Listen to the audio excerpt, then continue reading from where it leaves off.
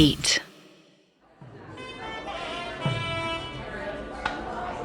Reels के दौर में रियल लाइफ की लगी है ऐसी क्लास। ऑथेंटिक चीजों को देखकर भी लोग बोल देते हैं मुंह से बकवास। सिचुएशनशिप और रिलेशनशिप के दौर में आज कर ली है विक्रम उर्फ विकी गुप्ता ने भी शादी। पर बेचारे को क्या पता था, सुहाग रात वाले दिन से ही शुरू हो जाएगी उसकी बर्बादी। Come on, Vicky, come on. Yes, baby, yes.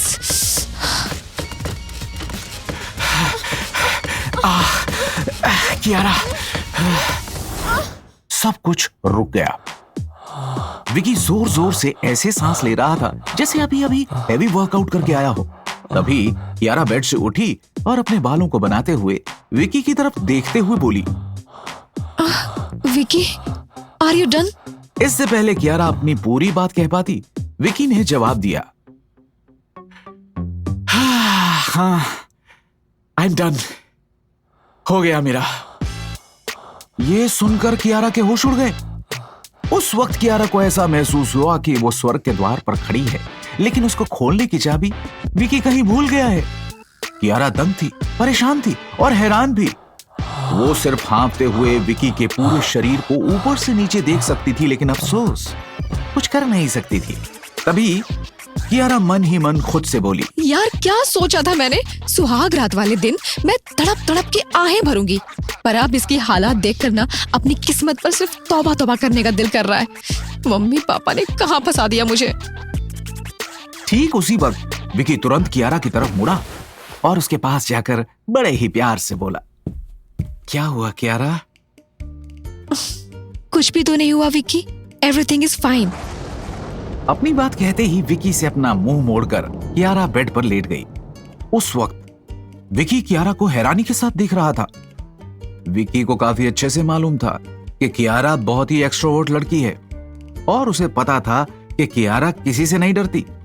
इन सब के बावजूद भी विकी ने कियारा से शादी करने का फैसला किया था, क्योंकि विकी की नजरों में कियारा पूरे भोपाल की सबसे खूबसूरत लड़की थी। पर विकी को क्या मालूम था कि जिसे उसने अपना जीवन साथी चुना था वो उसका साथ पहली ही रात में छोड़ देगी। इस समय विकी के चेहरे को देखकर ऐसा लग रहा था कि उसकी आज शादी नहीं बल्कि डिवोर्स हुआ है। विकी चुपचाप लेट गया। लेटते ही विकी ने कमरे की लाइट बंद कर दी। बेचारे को पूरी रात नींद नहीं आई। उसकी निगाहें सिर्फ कियारा पर ही टिकी हुई थी। सुबह के वक्त विकी बाथरूम में बैठा था। वो सुबह सुबह कियारा को फेस नहीं करना चाहता था। विकी के बाथरूम में होने से अनजान कियारा ने अपने दोस्त को फोन मिलाया और सुहाग रात की सारी बातें शेयर करने लगी, बिना ये जाने कि विकी सब सुन रहा है। और फिर विकी ने कियारा के मुंह से एक ऐसी बात सुनी जिसे सुनकर उसके होश उड़ गए। क्या बताऊं यार, ये मेरा पति मेरी कहानी का वो हीरो निकला जिसे क्लाइमेक्स नहीं ओपनिंग सीक्वेंस में ही मार दिया गया। मेरा पति किसी 3 घंटे की मूवी का कैरेक्टर नहीं बल्कि रील्स का वो एक्टर है जिसकी स्टोरी बस 10 सेकंड तक ही चल पाई। ये विक्की नाम का बॉम्ब पहली रात में ही फुस हो गया। खुद तो है ये फ्लॉप कहानी, इसके साथ रहकर मेरी भी हो जाएगी बेकार जवानी। मुझे तो इससे शादी करनी ही नहीं चाहिए थी। कियारा की बात विकी के दिमाग में गूंज रही थी, लेकिन उसमें इतनी भी हिम्मत नहीं थी कि वो कियारा का सामना कर सके। कुछ देर बाद कियारा जब कमरे से बाहर गई तो विकी बिना कियारा और अपने मम्मी पापा को बताए चेतन से मिलने के लिए निकल गया।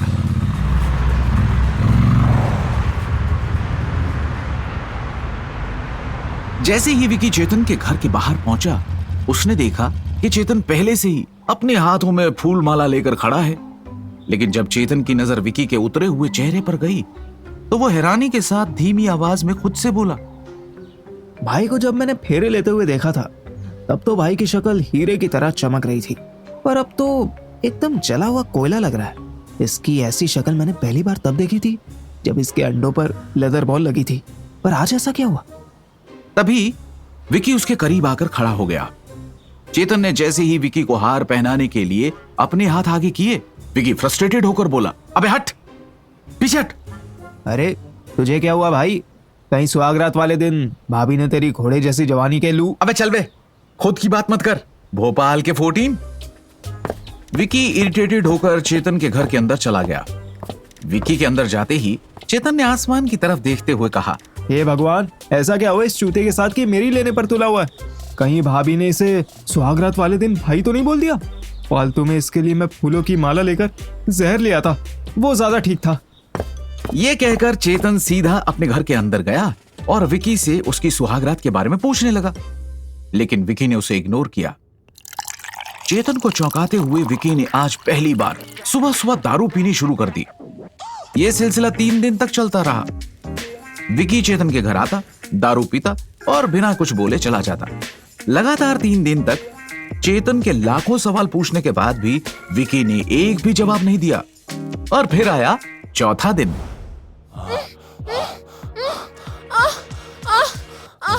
चेतन, do it fast, fast. Come on, Chetan. I'm loving this.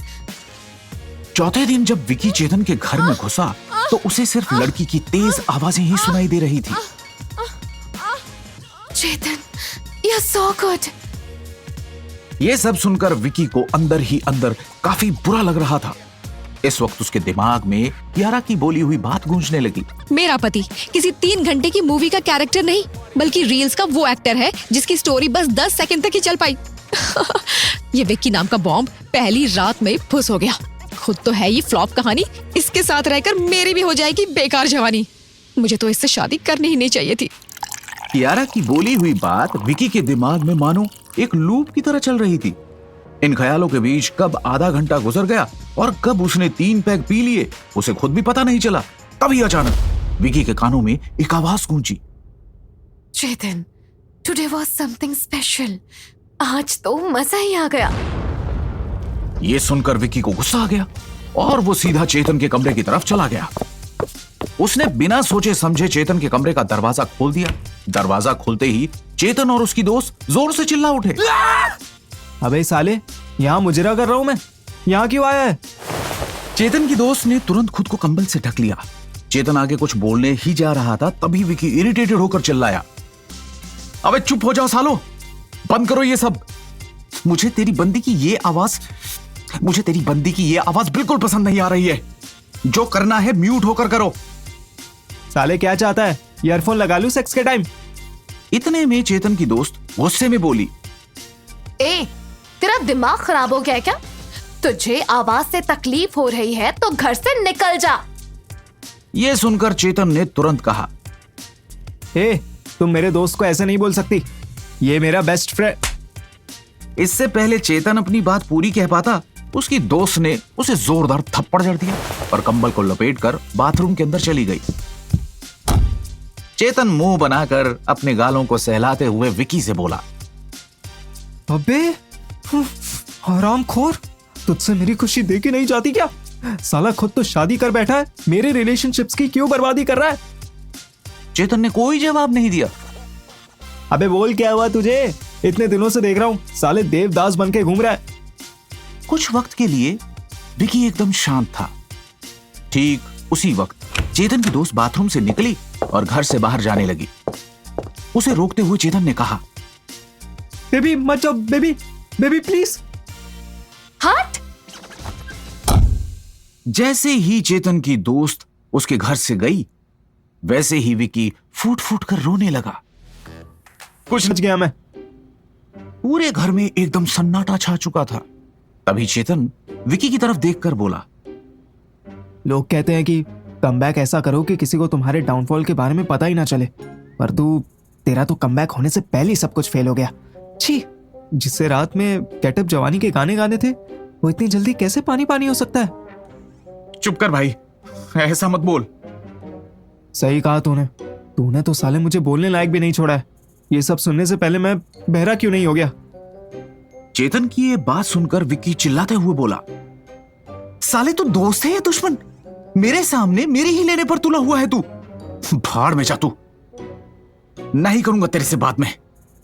दोस्त ना रहा, प्यार की उम्मीद तो अब मैं कर भी नहीं सकता किसी से।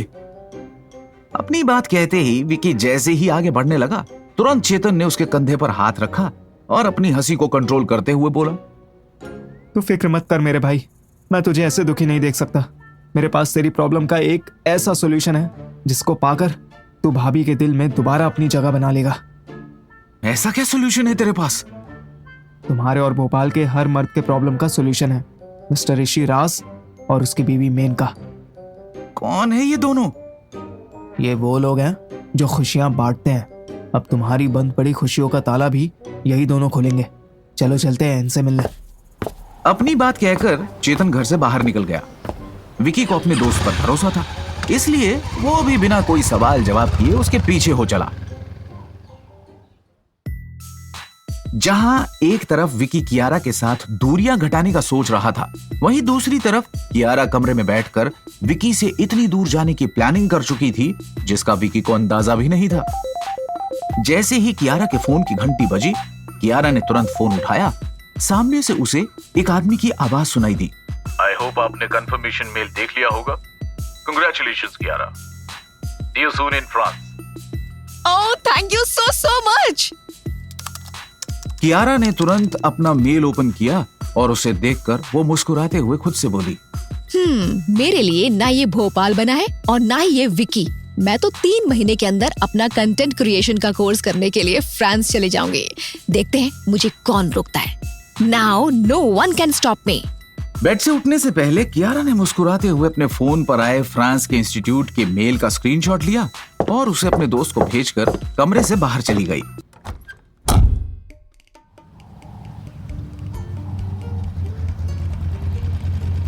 आने वाली मुसीबत से अनजान विकी ऋषिराज के घर के बाहर पहुंच चुका था।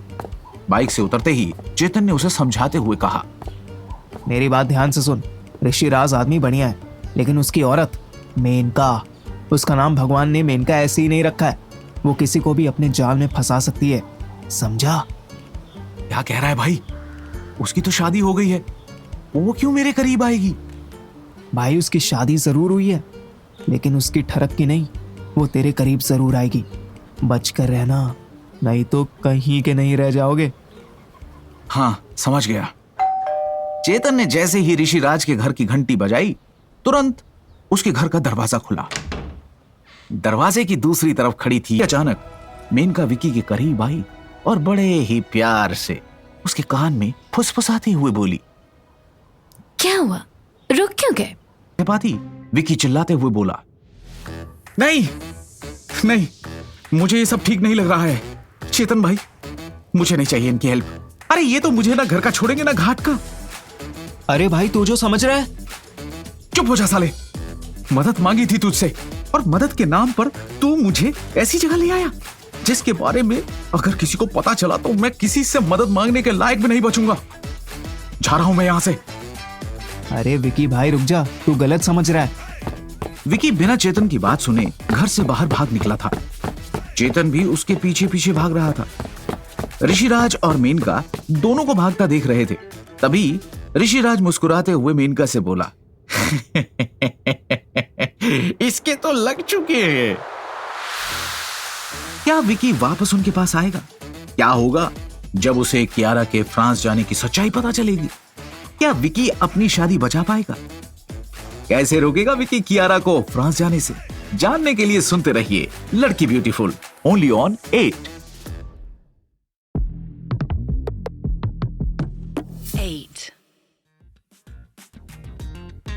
शादी के मौके पर फोटोग्राफर ऐसे ही स्माइल प्लीज नहीं बोलता।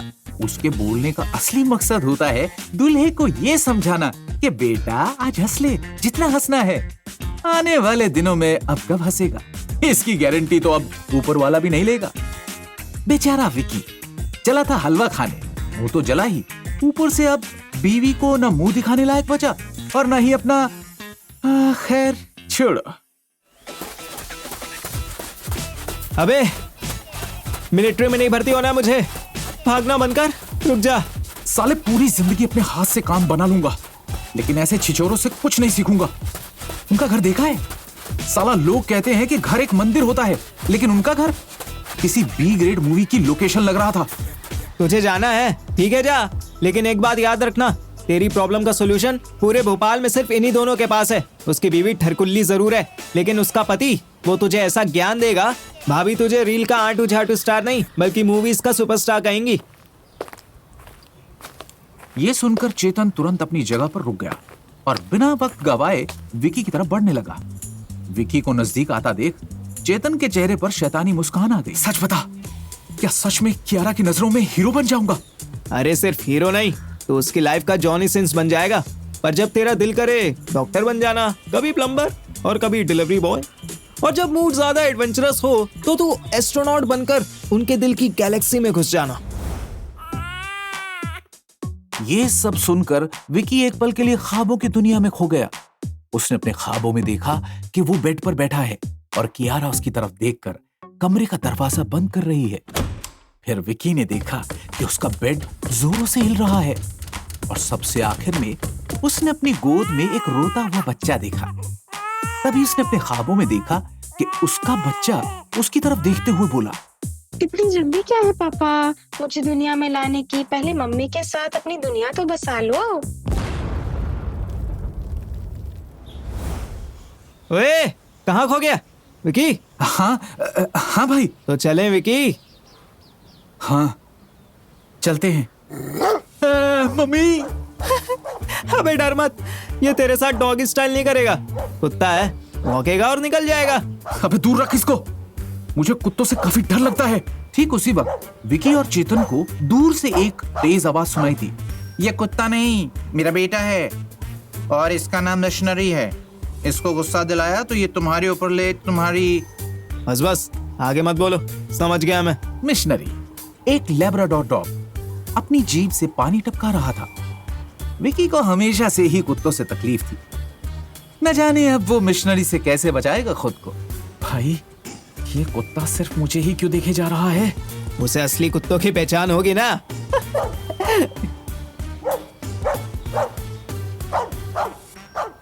विक्की ने गुस्से में जब चेतन को देखा तो चेतन ने हंसना बंद कर दिया। उस वक्त वो दोनों घर के करीब पहुंच चुके थे। तो आखिर ये दोनों आ ही गए। जिसके पास काम वासना के अलावा और किसी चीज की कमी ना हो उसे मेनका कहते हैं। और इस वक्त विकी उसके नजदीक जा रहा था। विकी को अपने नजदीक आता देख मेनका अपने होठों को दांतों से दबाते हुए बोली, कितना सुंदर है ये। जब विकी ने मेनका की तरफ देखा तो तुरंत चेतन के कान में फुसफुसाते हुए बोला, यार इसकी नजर, मैं नहीं चाहता कि ये मुझे देखे। मेरी खोपड़ी सनकी ना, दांत तोड़ दूंगा इसके मैं। देख देख कैसे अपने होठों को दबाकर मेरी तरफ देख रही है। अरे देख लेने दे भाई, कम से कम कोई तो देख रहा है तुझे। विकी कुछ भी नहीं बोला। ठीक उसी वक्त ऋषिराज विकी की तरफ देखकर सीरियस होकर बोला, तुम कामसूत्रा के बारे में क्या जानते हो? अरे उसकी मदद से हम सेक्स करना सीखते हैं। उसमें अलग अलग पोजीशन के बारे में बताया गया है जो हम अपनी पार्टनर के साथ ट्राई करते हैं। यही सब कामसूत्रा में। काम सूत्र हमें सिर्फ सेक्स करना नहीं, बल्कि ये हमें अपनी बॉडी, माइंड और सोल के बारे में भी समझाता है। और काम सूत्र की मदद से हम अपने पार्टनर के साथ सिर्फ फिजिकली नहीं बल्कि इमोशनली भी कनेक्टेड महसूस करते हैं। और यही काम सूत्र की टीचिंग्स जो हम विकी को देंगे तो उसकी बीवी के साथ उसका कनेक्शन उतना ही स्ट्रॉन्ग हो जाएगा जितना एक मोबाइल से वाईफाई का कनेक्शन रहता है। अरे मेनका जी, यही तो प्रॉब्लम है। मेरे दोस्त के पास मोबाइल भी है और वाईफाई भी, बस मेरा दोस्त कनेक्शन नहीं बना पाया है अभी तक, क्योंकि उसका कनेक्शन पॉइंट वीक है। पर कोई बात नहीं, मैं इसे ऐसी टीचिंग दूंगा कि उसका कनेक्शन इतना स्ट्रांग हो जाएगा कि आसपास के पड़ोसी भी इसका ही वाईफाई मांगेंगे। ये सब सुनकर विकी को काफी अच्छा महसूस हो रहा था। तभी अचानक उसके दिमाग में एक सवाल आया। उसने तुरंत पूछा, वैसे आप लोग मुझे कामसूत्र से जुड़ा कौन सा लेसन सिखाने वाले हो? आज तुम्हें मैं और मेरी बीवी द आर्ट ऑफ कंट्रोल के बारे में सिखाएंगे। अचानक चेतन को हंसता हुआ देखकर विकी उसके कान के पास गया और फुसफुसाते हुए बोला, हंस क्यों रहा है बे? अबे जिसकी बीवी खुद आउट ऑफ कंट्रोल है उससे तू कंट्रोल के बारे में सीखेगा? क्या आयरनी है। ए, क्या बोला तुमने? बीवी क्या? शायद ऋषिराज ने चेतन की बात सुन ली थी। चेतन ने तुरंत बात संभालते हुए कहा, अरे वो मैं कुछ नहीं, इसे गाना सुना रहा था। ऋषिराज ने चेतन और विकी को शक भरी नजरों से देखा, लेकिन वो कुछ भी नहीं बोला। विकी और चेतन एक साथ ऋषिराज के घर में एंटर कर चुके थे। Vicky the art of control के बारे में सीखने के लिए काफी एक्साइटेड दिख रहा था। सूखे पत्तों की तरह झड़ रहे विकी के इमोशंस को ऋषिराज और मेनका की कामसूत्र से जुड़ी टीचिंग का साथ मिल चुका था। जहां एक तरफ वो अपनी बीवी को दोबारा खुश करने के लिए कंट्रोल के बारे में सीख रहा था, वहीं दूसरी तरफ भोपाल के रेलवे स्टेशन के बाहर वीर शेरगिल खड़ा था। उसकी स्मार्टनेस और लंबी हाइट को देखकर बहुत सी खूबसूरत लड़कियों की नजरें सिर्फ उसी पर टिकी हुई थी। तभी वीर ने अपना फोन निकाला और उसमें कियारा की तस्वीर देखते हुए बोला, विल मीट सून कियारा। अरे ठीक उसी वक्त एक चोर ने वीर का फोन छीना और आगे की तरफ भागने लगा। बिना टाइम वेस्ट किए वीर भी गुस्से में चोर के पीछे भागने लगा।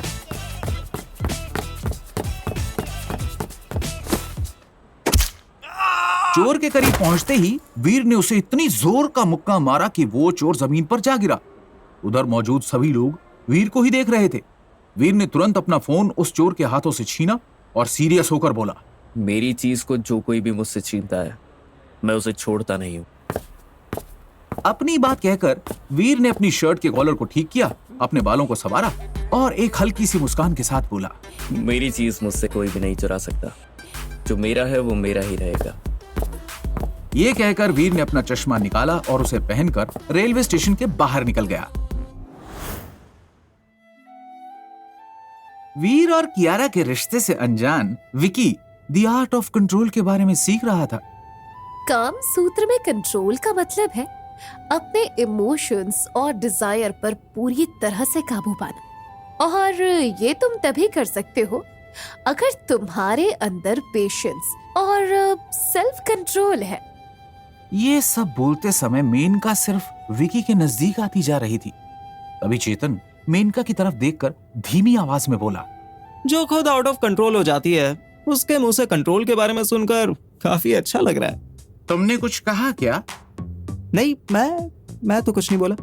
मैंने सुना तुमने कुछ आउट ऑफ कंट्रोल कहा। अरे कहा नहीं, मैं गा रहा था। जब लाइफ हो आउट ऑफ कंट्रोल तो। हाँ ठीक है। ये कहते ही ऋषिराज ने विकी की तरफ देखते हुए कहा, तुम्हें मेनका को अपने करीब देखकर कैसा लग रहा है? ऐसे तो अच्छा ही लगेगा ना चूतिए। ठीक लग रहा है। क्या तुम मेनका को अपनी बाहों में लेना चाहते हो? हाँ, लेना तो जरूर चाहूंगा बाहों में। ऋषिराज ने तुरंत चेतन की तरफ देखा और गुस्से में कहा, तुम फिर से कुछ बोले? नहीं, मैं आपको क्या बोलूंगा। चेतन काफी हैरान था कि कैसे ऋषिराज उसके मन की बातें सुन लेता था। वो मन ही मन बोला, ये साला सुन कैसे रहा है मेरी बातें। इतने में मेनका ने विकी से कहा, काम सूत्र हमें ये सिखाता है कि अपने पार्टनर के इमोशनल स्टेट को समझना काफी जरूरी है, ताकि हम उनके बीच एक रिस्पेक्ट और लव का कंट्रोल्ड बैलेंस बना सके। 4 दिन हो चुके हैं, मैंने कियारा से 4 मिनट के लिए भी ढंग से बात नहीं की है। मुझे कैसे मालूम पड़ेगा कि उसके दिमाग में क्या चल रहा है या क्या नहीं?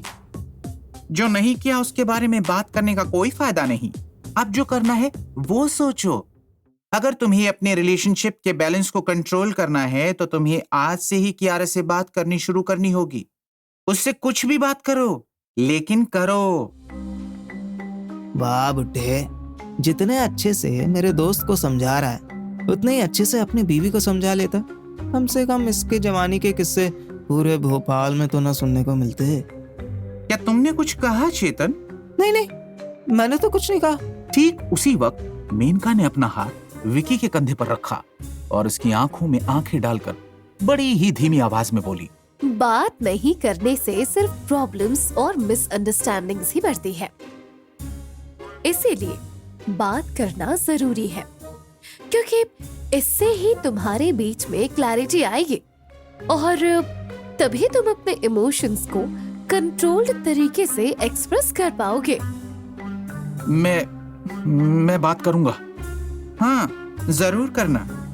क्या बात की वो भी बताना। हाँ ठीक है। विकी का जवाब सुनते ही मेनका उससे दूर हो गई। ताज्जुब की बात थी, जब मेनका विकी के नजदीक थी तब ऋषिराज भी कुछ नहीं बोल रहा था। विकी और चेतन बाइक पर बैठकर ऋषिराज के घर से दूर चले गए। पहले विकी ने चेतन को उसके घर छोड़ा और फिर अपने घर की तरफ निकल गया। उसने आज पूरा इरादा बना लिया था कि वो कियारा से बात करेगा, लेकिन उसे क्या मालूम था कि आज कियारा से बात करने से पहले ही उसके इमोशंस आउट ऑफ कंट्रोल हो जाएंगे। विकी ने अपने कमरे का दरवाजा खोला और बेड पर चुपचाप बैठ गया। इस वक्त कियारा बाथरूम में नहा रही थी। कियारा के फोन में एक नोटिफिकेशन आई। पहले तो विकी ने फोन की तरफ नहीं देखा, लेकिन कुछ देर के बाद उससे कंट्रोल नहीं हुआ। उसने कियारा का फोन उठा लिया। तभी उसके कान में मेनका की आवाज गूंजने लगी। काम सूत्र के हिसाब से अपने पार्टनर पर शक ना करना भी एक तरह से इमोशनल कंट्रोल है। जब आप अपने पार्टनर पर शक नहीं करते तो आप ट्रस्ट और म्यूचुअल अंडरस्टैंडिंग को मेंटेन करते हो, जो रिलेशनशिप की असली जान होती है। विकी खुद को रोक न पाया। उसने कियारा के फोन में आए मैसेज को देख लिया और उसको देखते ही वो चौंकते हुए बोला, कियारा फ्रांस जा रही है? मतलब अब वो मेरे साथ रहना ही नहीं चाहती? क्या ये सब सच है? क्या अब हमारे बीच सब खत्म हो जाएगा? कहीं शादी के 5वें दिन ही इसने मुझसे डिवोर्स लेने का तो नहीं सोच लिया? कियारा और विकी के बीच अब आगे क्या होगा? क्या है वीर शेरगिल और कियारा की हिस्ट्री? क्या होगा जब विकी को पता चलेगा वीर के बारे में? विकी और कियारा की कहानी में आगे क्या होगा, जानने के लिए सुनते रहिए लड़की ब्यूटीफुल, ओनली ऑन 8।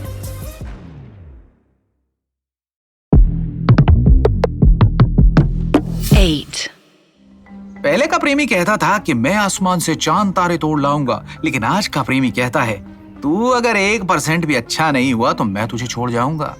विकी और कियारा का भी रिश्ता कुछ ऐसा ही है। जहां विकी ने दिलवाले दुल्हनिया अपने घर ले आएंगे का सपना देखा था, वहीं कियारा शादी के साइड इफेक्ट सोचकर फ्रांस जाने की तैयारी कर चुकी थी। आज बात है विकी की इज्जत, ईगो और बचे खुचे हार्मोन्स की। अब ये देखने में मजा आएगा कि उसे उसकी बीवी देगी फुल इज्जत या बची खुची भी लूट लेगी। ये क्या है कियारा? तुमने बिना मुझसे पूछे फ्रांस जाने का डिसीजन कैसे ले लिया? विकी के हाथों में अपना फोन देखकर कियारा चौंक गई, लेकिन उसने तुरंत खुद को संभाला और गुस्से में बोली, विक्की, प्राइवेसी नाम की भी कोई चीज होती है। तुम बिना पूछे मेरा फोन कैसे ले सकते हो? सवाल मैंने किया है, मुझे जवाब दो। प्राइवेसी गई भाड़ में। ठीक है, मेरी प्राइवेसी गई भाड़ में ना? सही है, तो सुनो मिस्टर विक्की, अब तुम्हारा सवाल भी गया भाड़ में। क्या? मैं गया भाड़ में? तुम ऐसा कैसे बोल सकती हो? मैं तुम्हारा पति हूं और तुम्हारे साथ मैंने ऐसा क्या कर दिया है कि तुमने बिना बताए फ्रांस जाने की तैयारी कर ली? यही तो प्रॉब्लम है विक्की, तुमने कुछ किया ही नहीं। क्या? सुनाई नहीं दिया तुम्हें? दोबारा बोलूं? कियारा का गुस्सा विकी पर हावी हो चुका था। उसकी हैरान आंखें सिर्फ कियारा को देख रही थी, जो गुस्से में बेड पर बैठ चुकी थी। विकी को नहीं समझ में आ रहा था कि वो आगे क्या बोले। इतने में कियारा इमोशनल होते हुए बोली, क्या क्या सोचा था मैंने, शादी के बाद ये करूंगी वो करूंगी, लेकिन सुहाग रात के बाद मुझे एहसास हो गया था कि मैं कुछ नहीं कर सकती तुम्हारे साथ। मेरे लिए ये भोपाल शहर नहीं बना है विक्की। मुझे एक बात बताओ, क्या शादी का मतलब सिर्फ सेक्स होता है? नहीं। तो फिर तुमने ये कैसे डिसाइड कर लिया कि तुम मेरे साथ रहकर कुछ नहीं कर सकती? हाँ, नहीं कर सकती। बताओ क्या करूं? तुम्हारे साथ तुम्हारी स्पेयर पार्ट की दुकान में बैठ जाऊं? मैं सिर्फ तुम्हारे परिवार की बहू बनकर नहीं रह सकती विक्की। मुझे अपनी एक पहचान चाहिए, अपनी खुशियां चाहिए। हमारी पहली रात में क्या हुआ था याद है तुम्हें? कैसे याद होगा? हाँ, सब इतनी जल्दी जो बीत गया था। मेरे लिए वो एक नई शुरुआत होने वाली थी विक्की, पर अफसोस कुछ शुरू ही नहीं हुआ। और फिर अगले दिन से तुम कब आए मुझे मिलने, और जब आए तो नशे में। इसे तुम शादी कहते हो? शादी का असली मतलब मालूम भी है तुम्हें? जिसने शादी के दूसरे दिन ही अपनी दोस्त को बता दिया कि उसका हस्बैंड कितना बड़ा रील का सुपरस्टार है, उसके मुंह से शादी। विकी और कियारा की लड़ाई अपनी चरम पर पहुंचने ही वाली थी, तभी उनके दरवाजे पर किसी ने दस्तक दी। दोनों की आंखें तुरंत दरवाजे की तरफ घूम गई। ठीक उसी वक्त विकी को अपनी मां सरिता की आवाज सुनाई दी, जिसकी वजह से वो चौंक गया, क्योंकि विकी की मां को हियरिंग इशू था। और अगर उन्हें विकी की आवाज सुनाई दी थी तो इसका साफ मतलब यही था कि विकी काफी जोर से चिल्लाया था। बेटा, सब ठीक है ना? तुम चिल्ला क्यों रही हो? दरवाजा खोलो। विकी ने जब दरवाजा खोला तो बाहर सिर्फ उसकी मां ही नहीं बल्कि उसके पिता तरुण भी खड़े थे। बेटा, सब ठीक है ना? हाँ मम्मी, सब ठीक है। तो अंदर से ये आवाजें क्यों आ रही थी? तुम चिल्ला क्यों रहे थे? क्या हो रहा है अंदर? इस सिचुएशन में विकी को बिल्कुल भी नहीं मालूम था कि वो क्या जवाब दे। तभी उसे पीछे से कियारा की आवाज सुनाई दी। कुछ नहीं हुआ है मम्मी पापा, वो मुझसे एक छोटी सी गलती हो गई थी जिसकी वजह से ये थोड़ा सा परेशान हो गए। हाँ, वो सब ठीक है बेटा, आसपास समाज भी है, पर उस घर से इतनी तेज आवाज आना अच्छी बात नहीं है। ठीक है पापा, मैं आगे से ध्यान रखूंगी। ठीक है बेटा। विकी और कियारा का गुस्सा अब काफी हद तक शांत हो चुका था। दोनों अपनी जगह पर चुपचाप बैठे थे। कमरे में एक अजीब सी खामोशी छाई हुई थी। विकी को उसके दोस्त चेतन ने फोन किया था। विकी ने जैसे ही फोन उठाया, उसे सामने से आवाज आई। अरे चूतिया, क्या कर रहा है? फोन क्यों किया बे? तुझसे कोई वीर शेरगिल नाम का बंदा मिलना चाहता है। उसने कहा है जब तुम उससे मिलने के लिए तैयार हो जाओ तो बता देना। वीर शेरगिल? ये कौन है? विकी के मुंह से वीर शेरगिल का नाम सुनते ही कियारा की आंखें हैरानी के साथ बड़ी हो गई। वो मन ही मन बोली, वीर शेरगिल? वो भी भोपाल में? नहीं, ये वो नहीं हो सकता। He is in America right now. वो यहाँ क्यों आएगा? अबे वो मुझसे क्यों मिलना चाहता है? वो तेरी गांड लेने की फिराक में है, इसलिए मिलना चाहता है। अबे क्या बोल रहा है? नाले तू सवाल क्या पूछ रहा है? क्यों मिलना चाहता है? अबे मुझे कैसे पता होगा? मैं भी तो पहली बार उससे मिला था। और तू कहाँ मिला था उससे? यार वो मेरी दुकान में मुझसे मिलने आया था। मुझे लगा कस्टमर होगा, और उसने सीधा तेरे बारे में पूछ लिया। अच्छा। हाँ। विकी फोन काटने ही वाला था कि तभी चेतन ने एक्साइटेड होकर कहा, अच्छा सुन, आज शाम को मेनका और ऋषिराज से भी मिलने चलना है, याद है ना तुझे? हाँ याद है मुझे। वैसे एक बात बता, क्या क्या बातें की तूने भाभी से? तुझे ऋषिराज और मेनका ने जो समझाया था उसका कुछ असर हुआ? हाँ हुआ ना। मुझे आज ही पता चल गया कि शादी वो रिश्ता है जिसमें एक इंसान हमेशा सही होता है और दूसरा इंसान चूतिया। और मुझसे बड़ा चूतिया इस पूरे भोपाल शहर में नहीं है। हाँ, ये तो तू सही कह रहा है। कियारा ने विकी की बात सुन ली थी, लेकिन उसने कुछ नहीं कहा। वहीं दूसरी तरफ विकी और चेतन अब अपनी दुकान के बारे में बात कर रहे थे। तकरीबन 10 मिनट बाद विकी ने चेतन का फोन काट दिया। फोन काटते ही विकी अपनी जगह से उठा और कमरे के बाहर जाने लगा।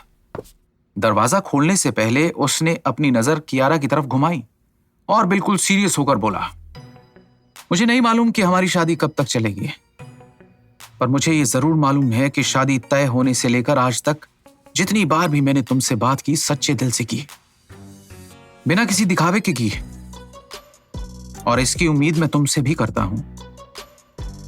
3 महीने बाद तुम फ्रांस भी चली जाओगी। अच्छा है, तुम्हें अगर जाना ही था तो मुझे कम से कम पहले बता देती, शायद ये लड़ाई ना होती।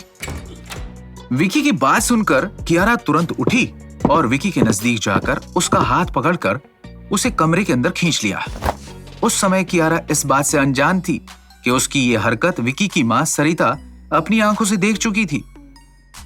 वो तुरंत विकी और कियारा के कमरे के बाहर जाकर खड़ी हो गई। आधी अधूरी बात मत करो मेरे साथ, जो कहना है कहो और खुलकर कहो। मैं तुमसे कुछ नहीं कहना चाहता, बचा क्या है कहने के लिए? विकी की ये बात सुनकर बाहर खड़ी उसकी मां शर्माते हुए खुद से बोली, बच्चा करना है इन्हें। क्या मेरा दादी बनने का सपना जल्दी पूरा होने वाला है? हे भगवान, जल्दी खुशखबरी सुनाना मुझे। विकी, आई नो तुम मुझे कभी माफ नहीं करोगे, पर क्या 3 महीने के लिए हम दोस्त बनकर रह सकते हैं? जिसे जीवन साथी समझा था, आज उसने फ्रेंडशिप ऑफर की है मुझे। अब क्या बोलूं मैं? क्या खोलूं मैं? बदमाश कहीं का। इतने में सरिता के करीब उसके पति आकर खड़े हो गए और धीमी आवाज में बोले, अगर अपने बेटे की रामलीला सुन ली हो तो मेरे लिए चाय बना लो। यह सुनकर सरिता शर्माते हुए किचन की तरफ चली गई। यहीं दूसरी तरफ कियारा और विकी अपनी बातों में लगे हुए थे। तुमने मुझसे शादी क्यों की जब तुम्हें मालूम था कि मैं काफी इंडिपेंडेंट लड़की हूँ? मुझे तुम काफी पसंद थी। और अब कौन है? तभी विकी और कियारा को तरुण ने एक ऐसे आदमी का नाम बताया जिसको सुनकर दोनों के होश उड़ गए। विक्की, तुमसे मिलने कोई वीर शेरगिल आया है। वीर शेरगिल? ये यहाँ क्या कर रहा है? कियारा का रिएक्शन देखकर विकी हैरानी के साथ बोला, क्या तुम वीर शेरगिल को जानती हो? वो जब मैं कॉलेज। रहने दो आगे कुछ बोलने को। जितनी बार भी तुमने कुछ कहा मेरा दिल ही टूटा है। मैं अब आगे कुछ नहीं सुनना चाहूंगा। विकी डिसअपॉइंटेड होकर जब अपने कमरे से बाहर निकला तो उसके सामने वीर शेरगिल खड़ा था। विकी को देखते ही वीर उससे हैंडशेक करने के लिए आगे बढ़ा और मुस्कुराते हुए बोला, हेलो विकी जी, कैसे हैं आप? हाय, मैं ठीक हूं। आई नो ये सब आपको काफी वियर्ड लग रहा होगा। मेरा ऐसे अचानक से आपसे मिलना आपके दिमाग में हजारों सवालों को जन्म दे चुका होगा, इसलिए मैं सीधा पॉइंट पर आता हूं। दरअसल मुझे आपके स्पेयर पार्ट्स की दुकान खरीदनी है। क्यों खरीदनी है ये मैं नहीं बता सकता, लेकिन हाँ, मैं उसकी मुंह मांगी कीमत आपको दे सकता हूं। तो विकी जी, क्या आप मेरे इस ऑफर में इंटरेस्टेड हैं? अपनी बात कहते ही वीर ने कियारा की तरफ मुस्कुराते हुए देखा। जब कियारा की नजर विकी पर पड़ी तो वो धीमी आवाज में खुद से बोली, ओह शिट। क्या होगा विकी का जवाब? क्यों खरीदना चाहता है वीर शेरगिल विकी की दुकान? क्या है उसका मकसद? क्या विकी कियारा को फ्रांस जाने से रोक पाएगा? क्यों आया है वीर कियारा की लाइफ में वापस? विकी और कियारा की प्रेम कहानी में आगे क्या होगा, जानने के लिए सुनते रहिए लड़की ब्यूटीफुल, ओनली ऑन 8।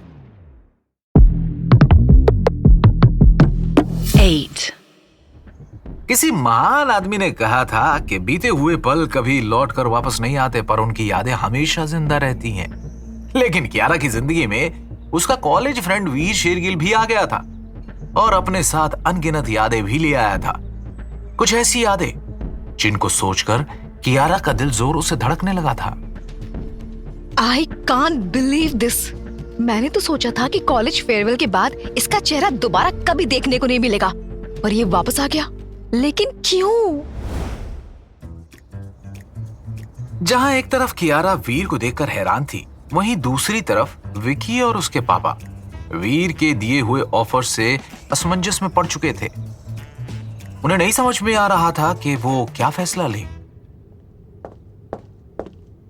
ये लो बेटा, जूस पियो, मौसम्बी का। आंटी, मुझे भी जूस पिला दो, वो भी मौसम्मी का। क्या बेटा? किसकी मम्मी का? अरे आंटी, जूस पिला दो मौसम्मी का। मम्मी नहीं बोला, मौसम्मी बोला। ओ अच्छा, अभी लाती हूँ बेटा। अपनी बात कहकर सरिता किचन की तरफ चली गई। इतने में विकी चेतन की तरफ देखते हुए बोला, तू यहाँ क्या कर रहा है? अरे वो तुझे बताया था ना, वो वीर नाम का आदमी जिसने मुझे कॉल किया था। एक्चुअली उसने मेरे से तेरे घर का एड्रेस मांगा था, तो मैंने दे दिया था एड्रेस। कॉल काटने से पहले उस लोडू चंद ने मुझे कहा था कि वो तुझसे मिलने आएगा। हम दोनों को वैसे भी एक साथ कहीं जाना था, तो मैंने सोचा क्यों ना मैं तेरे घर ही आ जाऊं, उस आदमी से भी मिल लूंगा और मुझे पता भी चलेगा कि वो गांडू तेरी गांड के पीछे क्यों पड़ा है। चेतन, ओ अंकल, सॉरी, मैंने तो देखा ही नहीं कि आप यहाँ बैठे हैं, वरना मैं गांड की गाली तो बिल्कुल भी नहीं देता। बदतमीज कहीं का। Thank you uncle, I love you too. Vicky के पापा को चेतन की ऐसी लैंग्वेज की आदत पड़ चुकी थी। उनकी नजरों में चेतन बचपन से ही बदतमीज था। ठीक उसी वक्त विकी ने चेतन से वीर की तरफ देखते हुए कहा, चेतन, इनसे मिलो, ये हैं वीर शेरगिल। शायद इन्होंने ही तुम्हें कॉल किया था। चेतन की नजर जब वीर पर पड़ी तो उसका चेहरा किसी चोर जैसा हो गया था। वो अपना मुंह छुपाने की कोशिश कर रहा था क्योंकि उसे अच्छे से मालूम था कि कुछ ही सेकंड्स पहले उसने वीर को क्या कहा था। इतने में वीर अपनी जगह से उठा और चेतन की आंखों में आंखें डालकर बोला, कैसे हो चेतन? मैं बिल्कुल ठीक हूँ। आप कैसे हैं? बेटा तुम्हारा जूस। वो तो निकल चुका है आंटी। आपने कुछ कहा? अरे मैं क्या बोलूंगा। अपनी बात कहने के बाद चेतन विकी के पास जाकर बैठ गया। बैठते ही जब उसने विकी की तरफ दोबारा देखा तो वो डर गया क्योंकि वीर की निगाहें अभी भी उसी पर टिकी हुई थी। अबे क्या बॉडी स्कैन करेगा मेरी? गांडू ही बोला था बस, गांड थोड़ी ना ली थी तेरी। इतने में विकी के पापा ने वीर की तरफ देखते हुए सीरियस होकर कहा, वीर बेटा, तुमने जो हमें ऑफर दिया है वो काफी बड़ा है। हमारे आने से पहले तक हमने सोचा भी नहीं था कि कोई हमें इतना बड़ा ऑफर देगा। मुझे नहीं लगता कि इस वक्त हम किसी भी तरह का फैसला ले पाएंगे। क्या तुम हमें 2 दिन का वक्त दोगे? ये अंकल किस ऑफर की बात कर रहे हैं? वीर हमारी दुकान खरीदना चाहता है और उसके लिए ये मुंह मांगी कीमत भी देने को तैयार है। क्या? चेतन के मुंह में गोटे आ चुके थे। उसको देखकर ऐसा लग रहा था कि किसी ने उसके पिछवाड़े में 440 वोल्ट का झटका दे दिया हो। घर में मौजूद सभी लोग सिर्फ उसे ही देख रहे थे। ओह चेतन, तूने बाइक में पेट्रोल भरवाया? नहीं ना? जा यहां से, पेट्रोल भरवा कर ला। विकी इनडायरेक्टली चेतन को सिर्फ यही कहना चाहता था कि मेरे घर से निकल जा भड़वे, पर अपने पिता के सामने वो पेट्रोल की बातें ही कर सकता था। चेतन विकी की बात समझ गया था। दोनों पुराने स्कूल फ्रेंड जो थे, समझना लाजमी भी था। चेतन तुरंत सोफे से उठा और सीरियस होकर बोला, ओ हाँ विकी, पेट्रोल। अरे ये है यार, ये कैसे भूल सकता हूं मैं? पर जब तुम आए थे तो मुझे किसी गाड़ी की आवाज सुनाई नहीं दी थी। तुम तो पैदल आए हो ना? हाँ लवड़े, तो तेरी टांग लेकर आया हूं यहाँ तक। बैठा रहे अपनी जगह पर। मन में अपनी बात कहने के बाद चेतन तेज आवाज में वीर से मुस्कुराते हुए बोला, नहीं, वो अपनी BMW मैंने इनके घर से थोड़ी दूर खड़ी की थी, वहां से पैदल ही आया हूँ। BMW का नाम सुनकर एक पल के लिए तरुण के भी होश उड़ गए। जहां तक उन्हें भी मालूम था कि चेतन के पास सेकंड हैंड बाइक है जिसकी एवरेज भी खराब है। ओके विकी, मैं अपनी BMW के सामने तेरा इंतजार कर रहा हूँ। सी यू सून। अपनी बात कहते ही चेतन घर के बाहर निकल गया। चलते चलते जब चेतन ने अपनी नजर वीर की तरफ घुमाई तो उसने देखा कि वीर उसे ही देख रहा है। हाँ दिखाता है मदरचोद, नीचे करना सर। चेतन घर से बाहर निकल गया। उसके जाते ही वीर ने हल्की सी मुस्कान के साथ कहा, मैं समझता हूं कि बड़े फैसले लेने के लिए वक्त की जरूरत होती है, क्योंकि इसमें दिल और दिमाग दोनों लगते हैं। आप लोग 2 दिन का वक्त लीजिए। उम्मीद है आप लोग जो भी फैसला करोगे सही करोगे। अपनी बात कहते ही वीर तुरंत सोफे से उठा और विकी की तरफ देखकर बोला, मुझे मालूम पड़ा कि कुछ दिन पहले आपकी शादी हुई है। Congratulations for that. Thank you. जिस वक्त वीर शेरगिल शादी की बात कर रहा था उस वक्त वो तिरछी नजरों से कियारा की तरफ भी देख रहा था। अफसोस विकी ने उसकी आंखों पर ध्यान नहीं दिया, लेकिन कियारा सब देख रही थी। इस पूरे कॉन्वर्सेशन के दौरान उसके दिमाग में सिर्फ एक ही सवाल था, क्यों? आखिर वीर शेरगिल वापस क्यों आया है? कुछ ही सेकंड्स के अंदर वीर भी घर से बाहर निकल चुका था।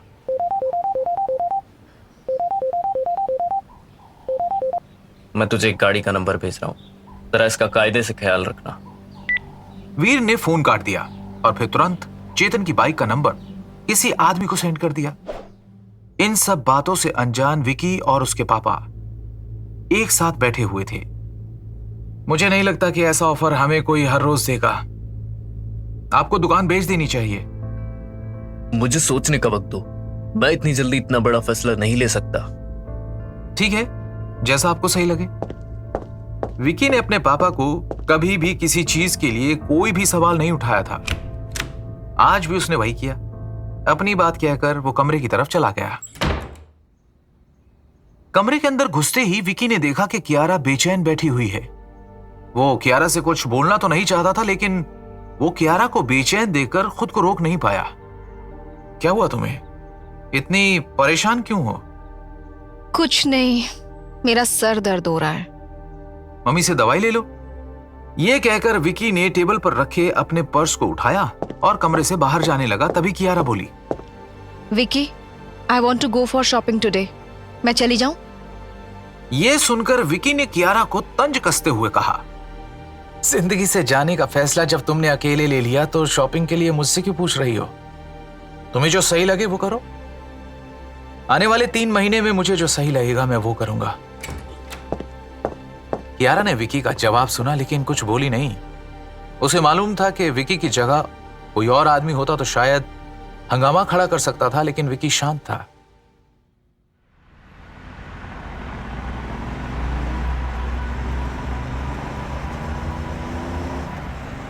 घर से निकलते ही विकी चेतन के साथ ऋषिराज से मिलने के लिए चला गया। तकरीबन 1 घंटे बाद दोनों ऋषिराज के घर के अंदर बैठे थे। इस वक्त विकी इमोशनल होते हुए कियारा के साथ हुई पूरी बात सबको बता रहा था। मैं तो ना घर का रहा और ना घाट का। जिस शादी के रिश्ते को सही करने के लिए मैं तुम दोनों के पास आया हूं, उसी को कियारा गलत समझ बैठी है। वो 3 महीने के अंदर फ्रांस चली जाएगी। अब तुम दोनों बताओ मैं क्या करूं? तुम्हारे साथ काफी बुरा हुआ विकी। विकी की बात सुनते वक्त मेनका उसके करीब आकर खड़ी हो गई थी। वो विकी के काफी नजदीक थी। दोनों को नजदीक देखकर चेतन धीमी आवाज में बोला, इतने नजदीक मत रह विकी, ये तुझे बर्बाद कर देगी। चेतन ऋषिराज के कुत्ते मिशनरी को भौंकते हुए देखकर बोला, बेटे शांत हो जा, ऐसे नहीं भौंकते। अभी मेरा दोस्त भौंक रहा ना।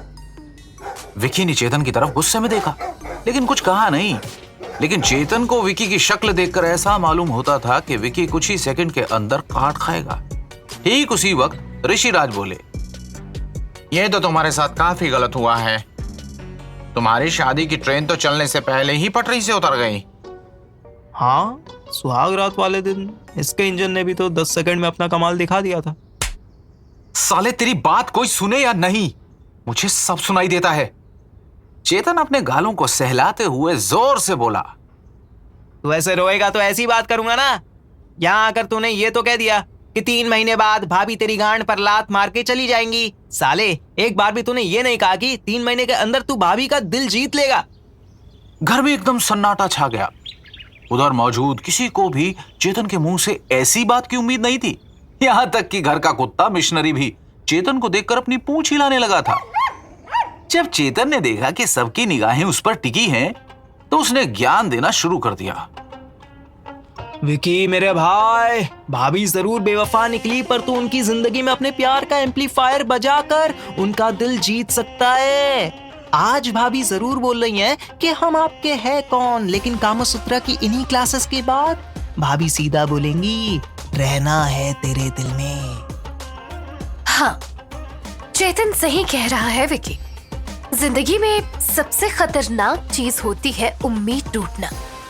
तुम ऐसे नहीं हार सकते। तुम्हें कियारा का दिल जीतना ही होगा। इस वक्त विकी को ऐसा महसूस हो रहा था कि उसे मेनका और चेतन किसी जंग को लड़ने के लिए मोटिवेशनल स्पीच दे रहे हैं। उनकी बातों ने विकी के दिल में जोश भर दिया और वो कॉन्फिडेंट होकर बोला, तुम सब सही कह रहे हो। मैं ऐसे हार नहीं मान सकता। मैं उसकी जिंदगी में कुछ टाइम के लिए नहीं बल्कि लाइफ टाइम के लिए आया हूं।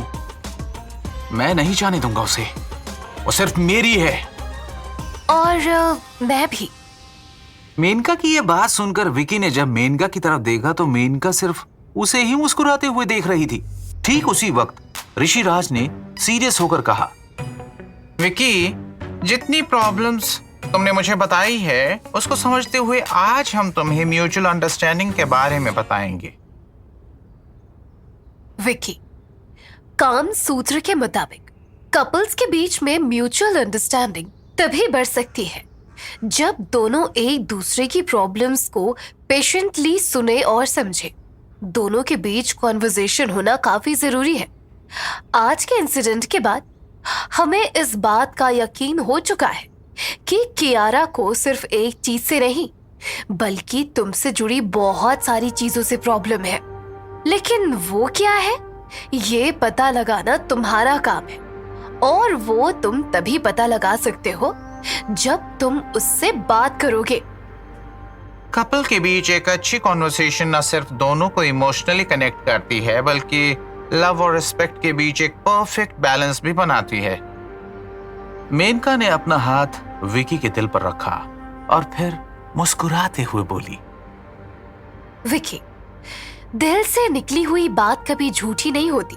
तुम्हें अगर कियारा के नजदीक जाना है तो उससे हमेशा अपने दिल की बात कहना, उससे झूठ मत बोलना। अगर तुम अपनी वल्नरेबिलिटीज को उसके सामने दिखाओगे तो यू नेवर नो, वो भी तुम्हारे सामने अपने दिल की बात रख दे। कामसूत्रा में लिखा गया है कि कपल्स के बीच के प्यार और इंटीमेसी बढ़ते वक्त के साथ बदलते रहते हैं, इसलिए एक दूसरे को समझने के लिए दोनों को एक दूसरे की इमोशनल डेप्थ को समझना जरूरी है। और ये तभी पॉसिबल है जब तुम अपने पार्टनर के साथ वल्नरेबल रहोगे और म्यूचुअली एक दूसरे की फीलिंग्स, फियर्स और डिजायर्स को समझोगे। विकी मेनका और ऋषिराज की बातें काफी ध्यान से सुन और समझ रहा था। चेतन को भी कामसूत्रा से जुड़ी नई नई बातें पता चल रही थी। उसे लगता था कि कामसूत्रा में सिर्फ सेक्स पोजीशन के बारे में लिखा गया है, लेकिन ये उसकी सोच से बिल्कुल ऑपोजिट था।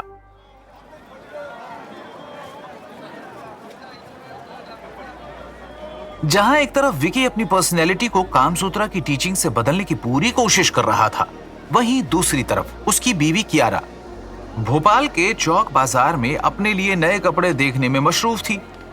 अचानक उसके कंधे पर किसी ने अपना हाथ रखा। वीर, तुम कैसी हो कियारा? कियारा और वीर के बीच आगे क्या होगा? क्या है दोनों का पास्ट?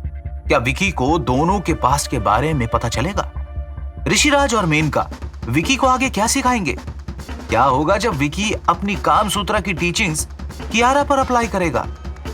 विकी और कियारा की कहानी में आगे क्या होगा, जानने के लिए सुनते रहिए लड़की ब्यूटीफुल, ओनली ऑन 8।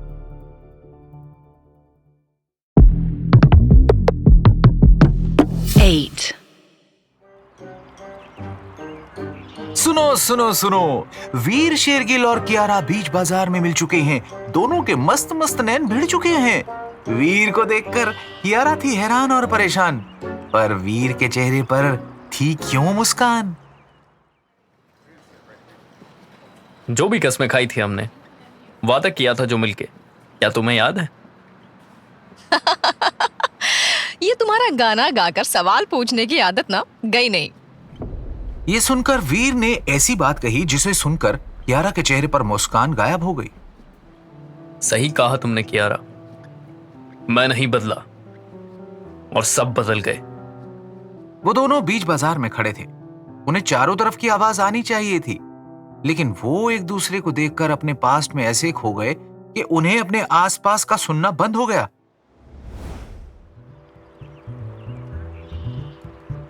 जैसे कि आप सबको पता लग ही गया होगा कि हम कहानी के पास्ट में आ चुके हैं। सुहाना दिन था।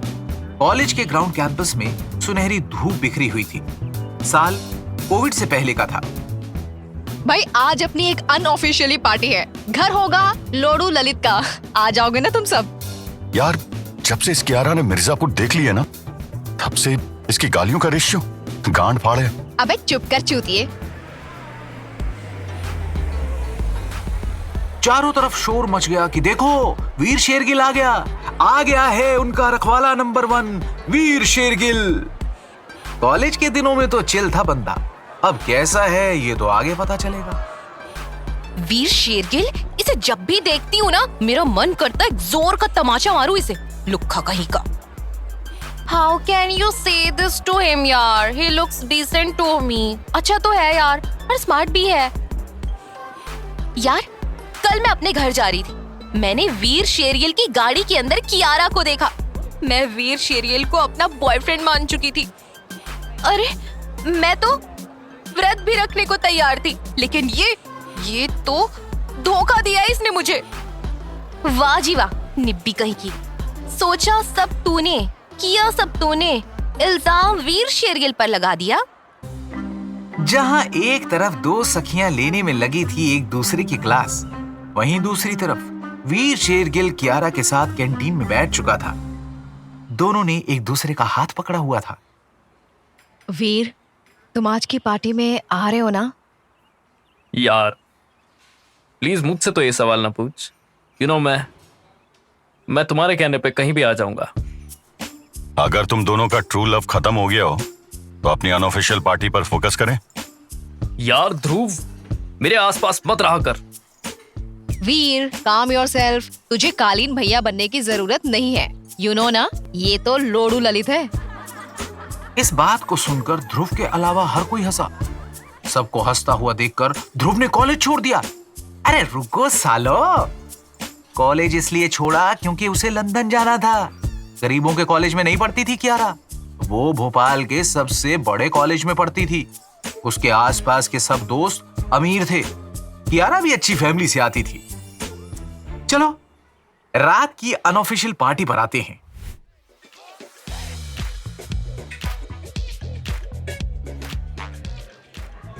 यार पंजाबी गाने लगवाओ ना, इंग्लिश बीट से सीधा अंग्रेजी बीट पर आओ यार। वीर, तुम्हारी पर्सनल पार्टी नहीं है ये। जो गाना बज रहा है ना, बजने दो। ओके कियारा। रात में सबने पहले डांस किया, फिर उसके बाद सब बंद हो गए। सिर्फ वीर और कियारा ही थे जो सोबर रहे। लंदन जाने से पहले ध्रुव ने भी उनके साथ पार्टी की।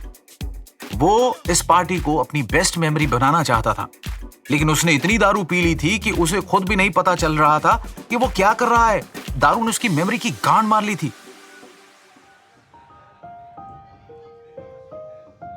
दोस्तों, मैं तो चला कल लंदन। तुम लोग घिसो अपना यहाँ पे यहीं पर। अरे सिर्फ यही नहीं बोलना चाहिए था ध्रुव को। बहुत सह लिया था वीर ने ध्रुव को। अब उसके पिटने की बारी थी। बहुत सुन लिया मैंने इस चूतिए को। मैं तेरे को पहले दिन ही मारता, लेकिन कियारा की वजह से शांत था। पर तू शांत रही हो या पैंचो।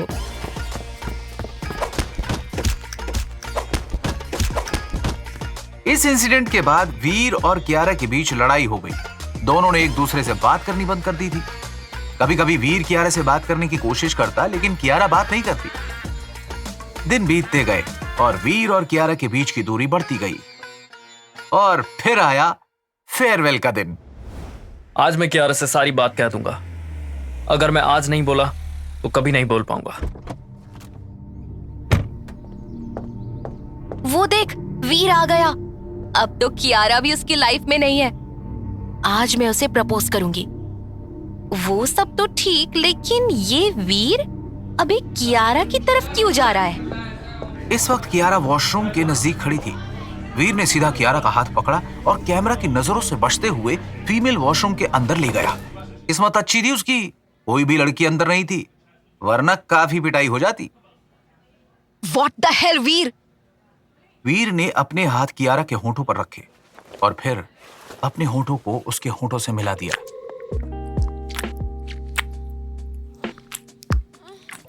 दोनों एक दूसरे को न रोक पाए। कियारा की लैंग्वेज में बोले तो कालीन भैया की तरह वीर ने इंजन गर्म करके नहीं छोड़ा था।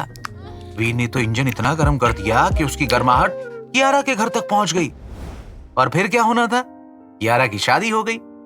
बेचारी कियारा के सामने माँ बाप की जान थी और वीर, उसने माँ बाप को चुना। उसके बाद दोनों की प्रेम कहानी का हुआ दी एंड। फिर दोनों अपनी अपनी लाइफ में बिजी हो गए। कब 5 साल बीत गए पता ही नहीं चला।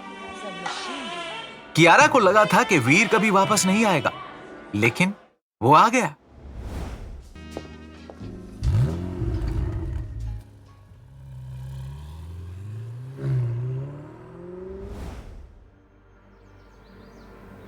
शाम के 7 बज चुके थे। विकी और चेतन अभी भी ऋषिराज और मेनका के घर में हैं। इस वक्त विकी योगा कारपेट पर बैठकर मेनका से माइंडफुल ब्रीदिंग के बारे में सीख रहा था। काम सूत्र में माइंडफुल ब्रीदिंग का मतलब है अपने सांसों पर ध्यान देना और उन्हें कंट्रोल में रखना। यह सुनकर विकी अपनी आंखें खोलकर मेनका की तरफ देखकर हैरानी के साथ बोला, पर ये तो पॉसिबल नहीं। मैं अपनी सांसों के बारे में कैसे जान पाऊंगा? चेतन, मैं तुझे बोल रहा था ना, योगा में बैठाने वाला आइडिया काफी चूतिया था। म्यूचुअल अंडरस्टैंडिंग के बारे में जान लिया, अब कल सीखते जो सीखना था। इतने में मेनका विकी के करीब आई और अपने हाथ उसके कंधे पर फेरते हुए बोली, श्श, जब तक पूरी बात खत्म ना हो किसी की, तब तक बीच में नहीं बोलते। शांत रहना सीखो, रिएक्ट मत करो हमेशा। ए विकी, तुझे सीखना है ना, तो सवाल क्यों पूछता है इतना? दोपहर से मेरे सामने है, मेरा दिमाग चाटे बैठा है ये आदमी। चुप कर, एकदम चुप। चेतन, अगर ऐसे ही चलेगा तो मैं नहीं सिखा पाऊंगा इसे। ले जाओ कहीं और। इसने तो मेरे दिमाग का ऐसा भू। बस बस गुरुजी, समझ गया आप क्या बोल रहे हैं, समझ गया। अपने मुंह से वर्षा मत करो अमृत की। साफ पानी पीने वालों को गटर जैसी बातें सूट नहीं करती।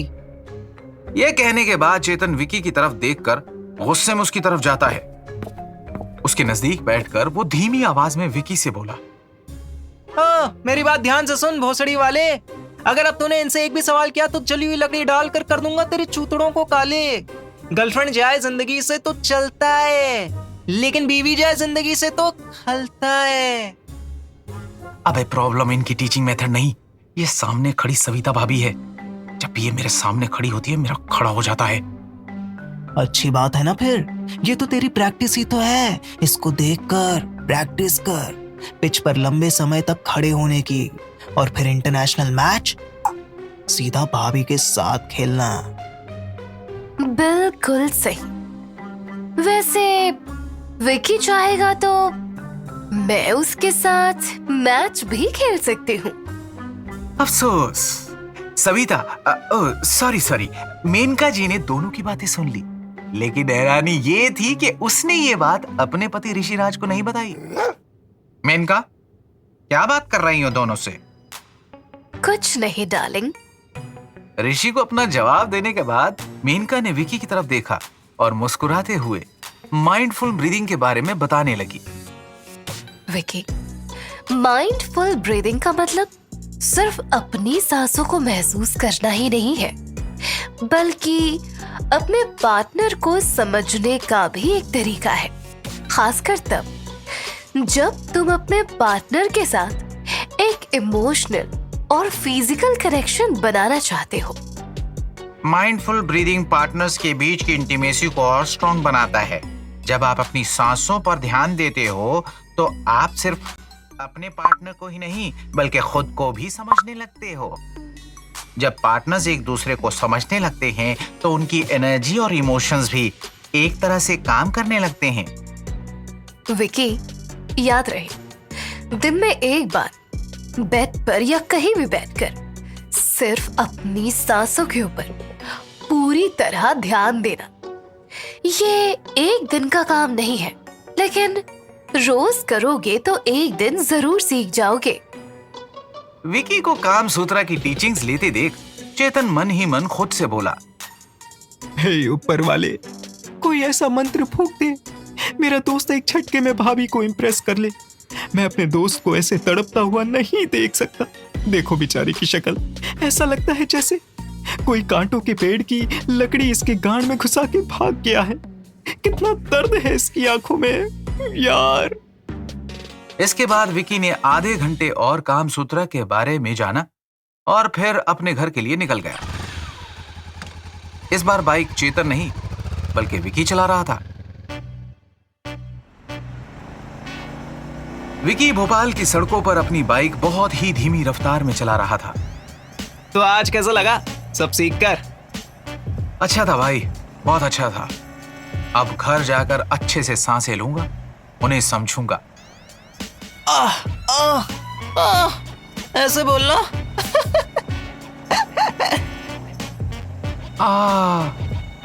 अबे चूतिए, नहीं सांसों की माला कांड में डाल। सामने देख, कियारा और वीर शेरगिल एक साथ। हे भगवान, मुझे सांस क्यों नहीं आ रही? मुझे उठा ले। साला दुकान खरीदने आया था, अभी ले गया। अबे टिकी, सॉरी विकी, सामने देख।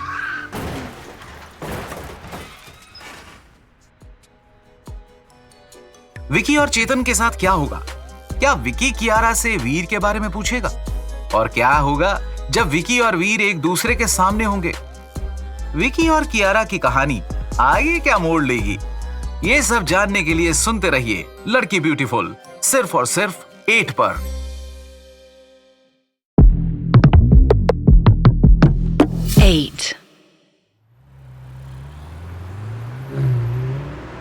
कियारा वीर शेरगिल के साथ थार में अपने घर जा रही थी और दूसरी तरफ विकी और चेतन एक खंबे से टकराकर रोड पर बैठे हुए थे। किस्मत अच्छी थी दोनों की, बच गए साले। अब एक्सीडेंट हुआ है तो हंगामा भी होगा। इसे दिन के लिए तुझे पैदा किया था तेरी माँ ने। साले, मुझे अपनी मौत सामने नजर आ रही थी। अबे इधर तेरी भाभी किसी और के साथ मैंने प्यार किया के गाने गा रही है। मैं तुझ जैसे टट्टी आदमी के मरने का गम क्यों मनाऊंगा? साले मैं टट्टी? साले गाड़ी चला रहा था, वो खंबा तेरी गांड में घुस जाता तो ठीक था। साले तुझसे अच्छा तो ये रात चलते भोसड़ी वाले हैं, कम से कम तमाशा देखने तो आ गए। पर तू रो यहीं पर, मैं चला। मुझे कियारा के बारे में जानना है। दोस्त ना रहा, प्यार तो गया ही था। मेरे दोस्त, जो दोस्त ना रहा वो चूतिया सिर्फ भागे जा रहा है। बचपन में टॉपर बनने के लिए भाग रहा था, वो अपनी बीवी के पीछे भाग रहा है। भाग विकी, भाग। अरे वही तो लगी थी मुझे। साले वही क्यों मार रहा है? क्योंकि मुझे मजा आ रहा है। क्यों नहीं? वैसे आपका परिचय?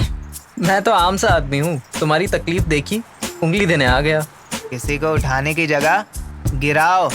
इधर मौत मेरे सामने नाच रही है और साले तुझे उंगली करनी है? उंगली तोड़ कर रख दूंगा।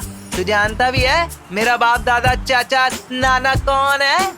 हाँ तो मैं फ्री हूँ, चलो बताओ।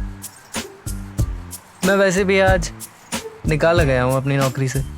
ओह, इस हिसाब से तो एक्सीडेंट तेरा होना चाहिए था। हाँ, मैं तो मारने के लिए भी तैयार हूँ।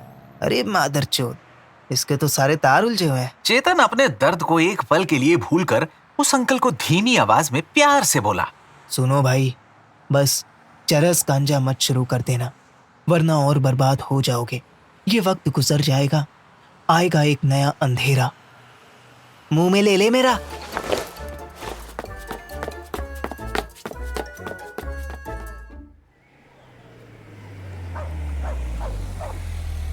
कियारा गाड़ी से उतरकर बिना अगल बगल देखे घर के अंदर चली गई। लेकिन सोसाइटी की आंटीज, उनसे कौन बचा है? ब्रेकिंग न्यूज की चलती फिरती टैगलाइन है विकी के सोसाइटी की आंटीज, जिनमें से एक आंटी है निशा आंटी। रिपोर्टर बनना चाहती थी लेकिन आंटी बन गई। जुम्मा 4 दिन हुए हैं शादी को, लेकिन ये कियारा तो चुम्मा कहीं और करने लगी। बेचारा विकी। निशा आंटी ने चश्मा लगाया, फोन निकाला और अपने आंटीज के ग्रुप में मैसेज कर दिया, कल गार्डन में मिलते हैं, सबको बुलाना दीदी।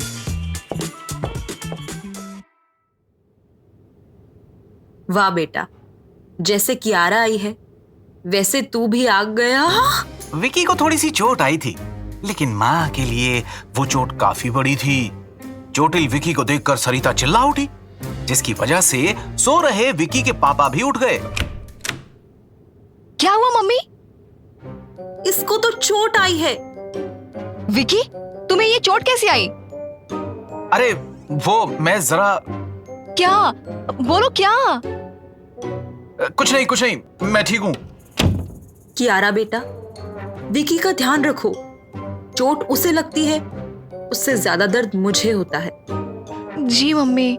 जी मम्मी बोलकर न जाने कियारा को क्या हुआ, वो अचानक से सुन पड़ गई, जैसे किसी गहरी सोच में डूबी हो। मैं विक्की के साथ कुछ गलत तो नहीं कर रही? कियारा बेटा। हाँ? कहाँ खोई हुई हो तुम? कहीं नहीं पापा। अच्छा बेटा, मुझे एक बात बतानी है आपको। हाँ बोलिए ना पापा। मैंने अपनी दुकान वीर को बेचने का फैसला कर लिया है। सोचा है कि अब मैं एक रेस्टोरेंट खोलूंगा और उसकी मालकिन तुम होगी। विक्की सब मैनेज करेगा। क्या पापा, आपने दुकान उसको? I don't believe this. तुम ऐसी हालत में भी दरवाजे के पास खड़े होकर बातें सुन रहे थे। पापा आपको? क्या? कुछ नहीं, गुड डिसीजन। बेचारा विकी अपने पापा से सवाल जवाब कर ही नहीं पाया। कुछ 15 साल पहले विकी को उसके पापा ने थप्पड़ मारा था। उसका दर्द अभी भी है। उस थप्पड़ के बाद विकी ने अपने पिता से सवाल करना बंद कर दिया था।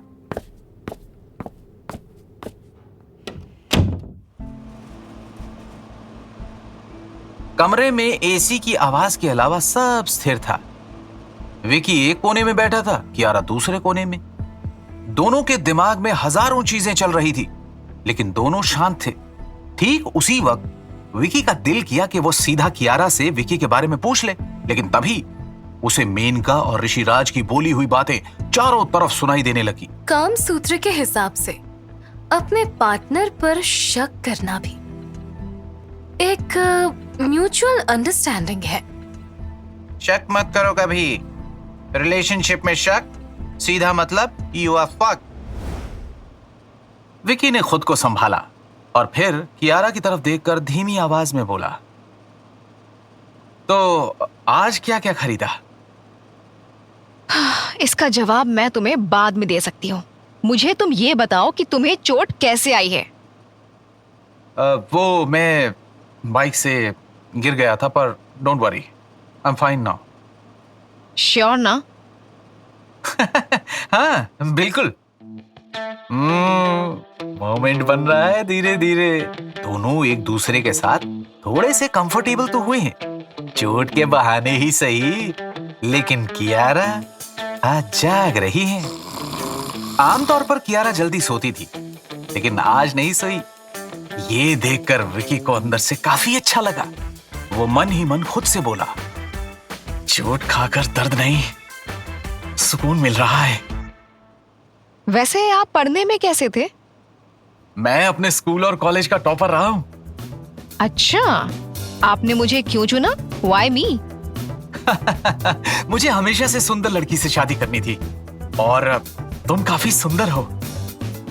अच्छा, सूरत देखी लेकिन सीरत नहीं। जब तक हम किसी का बुरा नहीं करते, तब तक हमारे साथ भी कोई बुरा नहीं करता। अच्छा है, तो क्या तुम मुझे माफ करोगे? कमरे में फिर से सन्नाटा छा गया। विकी ने अपनी आंखें चुराने की कोशिश की, लेकिन वो कर नहीं पाया। शायद मैं आपके लिए परफेक्ट नहीं हूं। जैसा लड़का आपको चाहिए था, मैं उस कैटेगरी में बिल्कुल फिट नहीं होता। हमारे स्कूल और कॉलेज के स्टैंडर्ड से लेकर सोसाइटी में रहने की सोच तक सब कुछ काफी अलग है। मैं शायद कभी वो बन ही नहीं पाऊंगा जो आप डिजर्व करती हैं। विकी की ये बात सुनकर कियारा को समझ ही नहीं आया कि वो कैसे रिएक्ट करे। वो शांत थी। तुझे कितनी बार समझाया है चेतन, मुझे इतनी रात को कॉल मत किया कर। क्या मेरी बात विक्की से हो रही है? कौन बोल रहा है? मैं हबीबगंज पुलिस थाना से बोल रहा हूँ। आपका दोस्त जेल में है। क्या? और क्यों? मेरे दोस्त, मुझे बचा ले आकर, प्लीज। चेतन जेल में क्यों है? विकी चेतन को जेल से बाहर कैसे निकलवाएगा? क्या किया है चेतन ने? क्या होगा जब विकी कियारा से वीर के बारे में पूछेगा? विकी और कियारा के बीच आगे क्या होगा? ये सब जानने के लिए सुनते रहिए लड़की ब्यूटीफुल, सिर्फ और सिर्फ 8 पर। 8 एक तो मेरी शादी बर्बादी के रास्ते पर खड़ी है, ऊपर से ये मनहूस चेतन। साले ने सुकून से 2 मिनट कियारा के साथ बैठने भी नहीं दिया। न जाने किसकी गांड में उंगली करके जेल पहुंच गया।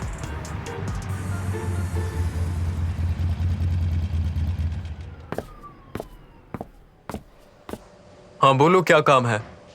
सर, वो मेरा दोस्त। विकी, मेरे भाई, पीछे तो देखो, मैं यहाँ हूं। अबे साले, ये क्या हालत बना रखी तूने अपनी? चेतन की हालत देखकर विकी के चेहरे की हवाइयां उड़ गई। साले एक्सीडेंट कपड़ों के साथ हुआ था तेरा, यहां तक पहुंचते पहुंचते नंगा कैसे हो गया? जी हां, इस वक्त चेतन के पूरे शरीर पर सिर्फ एक ही कपड़ा था और वो था उसका कच्छा। बहुत मारा है मुझे सालों ने, मेरे चूतड़ों की चटनी बना दी। मुझे तो ऐसा महसूस हो रहा है जैसे मेरे पिछवाड़े को मुझसे किसी ने छीन लिया हो। भाई जरा तू देख, बचा है ना मेरा हिस्सा या खत्म हो गया इसका किस्सा? चेतन के चूतड़ सच में काफी लाल थे। विकी उन्हें ध्यान से देख रहा था। तेरी माँ का ब्रेड पकौड़ा, साले ऐसा क्या कर दिया तूने कि इतनी बुरी तरीके से पेला गया है तुझे? एक आम नागरिक को मारा है तुम्हारे दोस्त ने। क्या मेरे दोस्त ने किसी को मारा है? तुम्हारे दोस्त ने उस लड़के को इतना मारा कि उसका पूरा मुंह गटर में जा गिरा। क्या? मेरे भाई विकी, मेरे गाड़ में उंगली उसने की थी पहले, मैं तो चुपचाप अपने घर आ रहा था।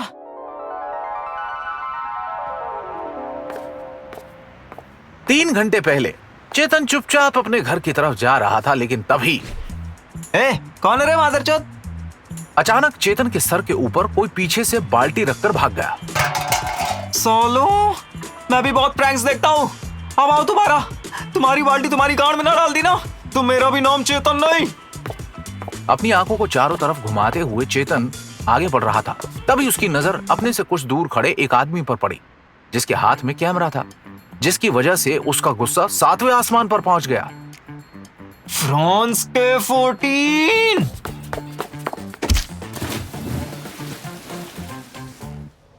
फ्रांस? उस कैमरामैन ने उसी यूनिवर्सिटी की टी शर्ट डाली हुई थी जिसमें भाभी पढ़ने जाएंगी। मेरे अंदर का शैतान जाग उठा, पेल दिया मैंने साले को। अबे साले, हर फ्रांस जाने वाले इंसान की तू गांड थोड़ी ना लेता फिरेगा। ऐसी चूतिया हरकत करने की क्या जरूरत थी तुझे?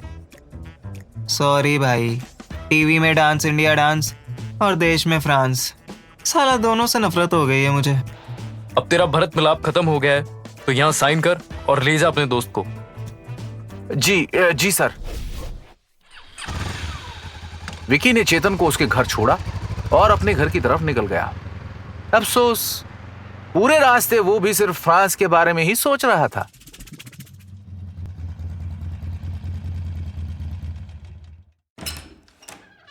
जैसे ही विकी घर के अंदर गया, उसकी मां सरिता उसके पास आई और बड़े ही प्यार से बोली, Morphis, weitetsche, Ashimose Kirkashose. क्या क्या क्या आप क्या बोले? बेटा खाना खाया तुमने? कहाँ थे तुम? और क्या हुआ अचानक से तुम्हें? विकी को ऐसा लगा कि उसकी माँ फ्रेंच बोल रही है। उसकी गांड का गुलदस्ता बन चुका था। वो अपने कान साफ करते हुए बोला, मम्मी आपने फ्रेंच में कुछ नहीं कहा? क्या बोल रहा है बेटा? मैंने अपनी पूरी जिंदगी में सिर्फ फ्रेंच फ्राइज ही खाए हैं, कभी बोली नहीं है। सॉरी मम्मी, मुझे लगता है मेरे कान बज रहे हैं। ओए दीदी, पंदन से थॉम्स। ये सुनकर विकी के होश उड़ गए।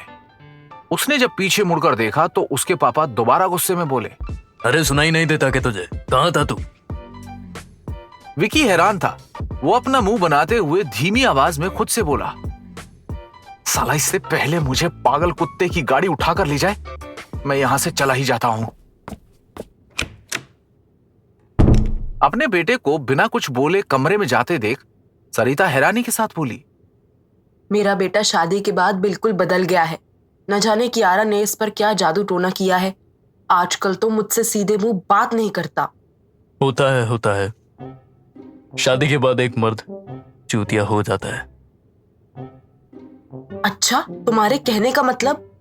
अरे नहीं, मैं तो किस्मत वाला था, मुझे तुम जैसी बीवी मिली। पर ये विक्की, इसकी कहानी तो हमें पता ही नहीं। बेचारे ने जिसके साथ अपने तार जोड़े हैं, वो उसकी जिंदगी रोशन करेगी या झटके देगी, ये तो आने वाला वक्त ही बताएगा। अभी तुम ये सोचकर अपना दिमाग खराब क्यों कर रही हो? हाँ, सही कह रहे हो आप, मैं ज्यादा ही सोच रही हूँ। चलिए मैं आपकी चंपी कर देती हूँ, बहुत दिन हो गए नहीं की थी।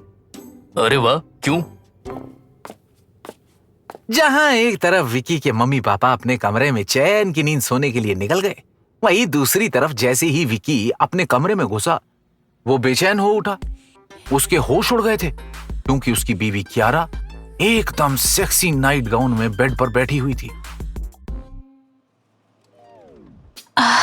कैसे हो विक्की? तुम्हारा दोस्त चेतन कैसा है? क्या हुआ था उसे? मेरा दोस्त ठीक है।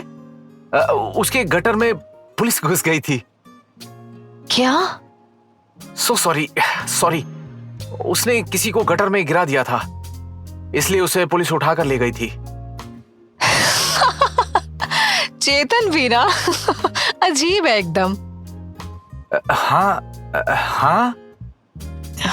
विक्की, फ्रांस के बारे में तुम्हें नहीं बताकर मैंने गलत किया है तुम्हारे साथ। इतने में कियारा विकी के नजदीक आने लगी।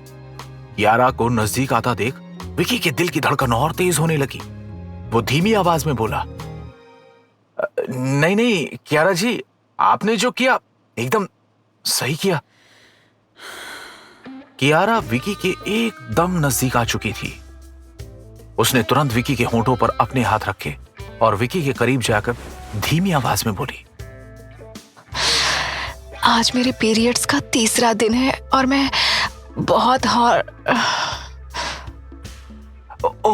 तो मेरे पास दर्द की दवाई होगी। विकी तुरंत बेड से उठा और फर्स्ट एड बॉक्स देखने लगा। मैंने कहीं तो रखा था फर्स्ट एड बॉक्स, उसमें कुछ दवाइयां। ठीक उसी वक्त जैसे ही विकी ने मुड़कर दोबारा बेड की तरफ देखा तो वो चौंक गया। उसकी बीवी कियारा चद्दर ओढ़कर लेट चुकी थी। बेचारा विकी समझ ही नहीं पाया कि लड़कियों को पीरियड के दौरान प्यार की जरूरत होती है, ना कि सिर्फ दवाओं की। कियारा ने कोई जवाब नहीं दिया। विकी को समझ में आ गया था कि अब कियारा उसे कोई जवाब देगी भी नहीं, इसलिए वो भी बिना कुछ बोले दुखी मन के साथ बेड पर लेटा और सो गया। सुबह सुबह जब कियारा की नींद खुली, उसने अपना फोन उठाया और रील स्क्रॉल करने लगी। तभी कियारा को एक अननोन नंबर से मैसेज आया। ये किसका मैसेज है? मैसेज देखकर उसके होश उड़ गए। उसे वीर ने मैसेज भेजा था कि कियारा, कल जिस रेस्टोरेंट में हम मिले थे, क्या तुम वहां मुझसे दोबारा मिलना चाहोगी? मुझे मालूम है कि तुम्हें फ्रांस जाना है और उसके लिए I have a perfect plan for you, something great. Veer का मैसेज पढ़कर कियारा काफी एक्साइटेड हो उठी। उसने तुरंत वीर को मैसेज किया, yes, I will be there. क्या है वीर शेरगिल का परफेक्ट प्लान? क्या होगा जब विकी को कियारा की मीटिंग के बारे में पता चलेगा? कैसे करेगा विकी कियारा को इंप्रेस? विकी और कियारा की अजीबोगरीब कहानी में क्या होगा? ये सब जानने के लिए सुनते रहिए लड़की ब्यूटीफुल, सिर्फ और सिर्फ 8 पर।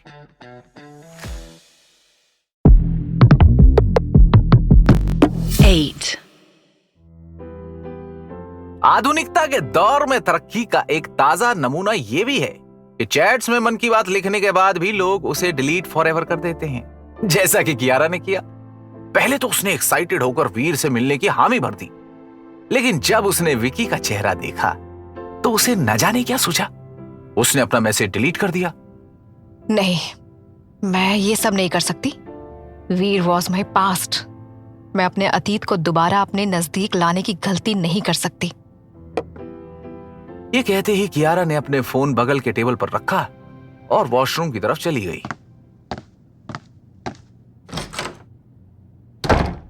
जैसे ही कियारा ने वॉशरूम का दरवाजा बंद किया, विकी ने तुरंत अपनी आंखें खोली और कियारा का फोन उठा लिया। इतने दिनों में विकी को कियारा के फोन का पासवर्ड मालूम हो चुका था। घंटा तुझसे कियारा मिलने के लिए आएगी, तुझे तो मैं अभी ब्लॉक। कियारा, तुम तो नहाने गई थी। तुम मेरा फोन कैसे छू सकते हो? तुम्हारी हिम्मत कैसे हुई? मेरा पैर! बेड के नजदीक पहुंचते ही कियारा के पैर का अंगूठा सीधे बेड से जा लगा। कियारा जी, आप ठीक तो है ना? हाँ, बिल्कुल ठीक हूँ मैं। चलो मैराथन भगवा लो मुझसे अभी। बहनचोद, मेरा पैर। प्लीज काम डाउन कियारा, मैं अभी आपके लिए बाम लेकर आता हूँ। विकी! मम्मी पापा बचाओ! खुद तो बेचारा गिरा जमीन पर, साथ में अपने मम्मी पापा की फोटो फ्रेम की भी लगा दी वाट। बेटा तुम ठीक हो ना? कमरे का दरवाजा खोलते ही जब सरिता ने अपने बेटे को जमीन पर गिरा हुआ पाया तो उनके होश उड़ गए। हाँ मम्मी, मैं ठीक हूं। इतने में विकी के पापा भी कमरे के अंदर आ गए। अंदर आते ही उन्होंने कहा, विक्की, तुम जमीन पर कैसे गिर गए? और ये फोटो, ये किसने तोड़ी? ओहो, इधर बेटा गिरा हुआ है, उसका हाल चाल पूछने के बजाय उससे सवाल कर रहे हो। हाँ तो क्या चाहती हो, उसको गोदी में उठाकर बाम लगाऊं? नहीं, आप वो सब रहने दीजिए। आप जाइए टीवी देखिए। रिटायरमेंट के बाद ना यही सूट करता है आपको। अरे यार, तुम मुझ पर गुस्सा क्यों कर रही हो? मैंने तुम्हारा क्या बिगाड़ा है सुबह सुबह? हाँ तो मेरे बेटे ने तुम्हारा क्या बिगाड़ा है? बेचारा गिर गया होगा गलती से। ये नहीं कि पूछ लूं कैसा है उसका पैर। उल्टा केबीसी के अमिताभ बच्चन बनकर सवाल जवाब करने लगे। अरे यार, तुम तो एकदम अजीब हो। हाँ तो अब अजीब ही तो लगूंगी। शादी के टाइम घोड़ी चढ़कर आने को किसने कहा था तुम्हें? एक तो सुबह से लेकर शाम तक मैं काम करूं, ऊपर से सुबह सुबह मेरे ही पीछे पड़ गए हो तुम। अरे देवी, मैं तो सिर्फ विक्की से पूछ रहा था कि क्या हुआ। अपने मम्मी पापा को लड़ता देख विकी अपना दर्द भूल गया और वो चिढ़ते हुए बोला, देखो मम्मी पापा, बहुत हुआ। आप दोनों ने आगे कुछ भी कहा तो मैं अपनी जान दे दूंगा। अरे रे बेटा, छी, ऐसी बात नहीं बोलते। अपनी इज्जत अपने हाथ में होती है, दोबारा मत बोलना। कियारा खड़ी होकर विकी और उसके मम्मी पापा की बातें सुन रही थी। उसके लिए तो ये सब नया था, सिर्फ लड़ाई छोड़कर, क्योंकि उसके घर में भी उसके मम्मी पापा ऐसे ही लड़ते थे। वहां तो हिम्मत करके वो दोनों को रोकती थी, लेकिन यहाँ वो क्या बोले उसे खुद समझ नहीं आ रहा था। हाँ बोल चेतन, क्या हुआ? भाई हुआ तो कुछ नहीं, बस तू बता, तू ऐसे क्यों बात कर रहा है? कोई तेरे मुंह पे कालीन पोत के चला गया है क्या? सुन, मेरे दिमाग में अपनी घटिया बातों की सुई मत घोंप। सीधा बोल, किस लिए कॉल किया था? काम क्या है? जिसकी जिंदगी में पहले से गम लिखे हो उसकी मैं गांड क्या ही लूंगा। ऊपर वाले ने तेरे तन में तो पहले ही सुइयां भूंक दी हैं। मैं तो कहता हूँ कि अपनी रिंगटोन में भी यही गाना लगवा ले, तेरे मन में सुइयां सुइयां सी अब लगी है चुभने। अब तूने अगर अपनी बातों की बांस मेरे पिछवाड़े में एक बार और डालने की कोशिश की तो मैं तुझे इतना मारूंगा कि तेरी कोई भी बांसुरी बजाकर चला जाए। अच्छा ठीक है, शांत हो जा। 1 घंटे बाद टपरी पर मिल। वो मेनका और ऋषिराज के पास जाना है। मेनका फोन पर कह रही थी कि आज मैं और ऋषि विकी को डिफरेंट टाइप्स ऑफ किसेस के बारे में। क्या? वो मन ही मन खुद से बोला, भीगे होठ तेरे, प्यासा दिल मेरा। इस गाने में जो हीरो था इमरान हाशमी, जितना मैंने उसे देखा है, साला किस तो अपने होठ से ही करता था। ये मेनका ऐसे कौन से किस की बात कर रही है जो मैंने देखा ना हो? ठीक उसी वक्त विकी के पापा ने सीरियस होकर कहा, विकी बेटा, ख्याली पुलाव बन गए हो तो हमें भी परोस दो। सॉरी पापा। सरिता, कुकर की सीटी बज गई है, जाकर दाल निकाल लो। पापा, लगता है मम्मी ने सुना नहीं। काश तेरी माँ ने उस दिन भी ना सुना होता, तेरा दर्द तो ना झेलना पड़ता। और ये 1 हफ्ते में 2 बार हो चुका है। बार बार तुम्हारे कमरे से आवाज क्यों आ रही है? आज मैं सुन रहा हूं, कल पूरी सोसाइटी सुनेगी। अपने पापा की ये बात सुनकर विकी सहम चुका था। उसे ऐसा लग रहा था कि कोई उसकी गांड में बॉम्ब रखकर चला गया है, बस फटने की देर थी। उसके मम्मी पापा कब कमरे से बाहर निकले विकी को मालूम ही नहीं पड़ा। शादी का लड्डू मीठा समझकर खाया था, इतना जहर होगा मालूम नहीं था। ए लकड़ी क्यों पड़ी हो झाड़ में? ये सुनने में अब अच्छा लग रहा है, क्योंकि मेरी जिंदगी में पूरा का पूरा बैम्बू घुस गया है। लकड़ी तो ठीक थी। विकी, विकी। हाँ बोलो कियारा जी। कियारा ने अपना फोन ऊपर उठाया और विकी को दिखाते हुए बोली, तुम मेरी लाइफ में बाद में आए हो, लेकिन ये फोन, ये हमेशा मेरे साथ था। ये सिर्फ फोन नहीं, दुनिया है मेरी, दुनिया। इसके बिना मैं अधूरी हूँ। I can't even tell you कि हर रोज मुझे अनगिनत फॉलो रिक्वेस्ट आती है। मैं आने वाली सिर्फ इंडिया की नहीं, बल्कि पूरे वर्ल्ड की बेस्ट इन्फ्लुएंसर हूँ। मेरी अपनी एक प्राइवेसी है। मेरे फोन को प्लीज मुझसे बिना पूछे दोबारा हाथ मत लगाना, क्योंकि my privacy is locked in this phone. मैं तुम्हारे साथ उतना समय नहीं बिताती जितना इसके साथ बिताती हूँ, आप समझे? हाँ, मैं समझ गया। सॉरी, दोबारा नहीं करूंगा। वैसे आपसे मुझे एक सवाल करना है, लेकिन उसका सही वक्त मुझे मिल नहीं रहा है। क्या है? पूछो। अभी नहीं, कभी आराम से पूछूंगा। ओके, जैसा तुम्हें सही लगे। विकी के दिमाग में इस वक्त वीर से जुड़ा सवाल था, लेकिन उसने पूछने की हिम्मत नहीं की। कुछ देर के बाद कियारा नहाने के लिए चली जाती है और विकी चेतन से मिलने के लिए।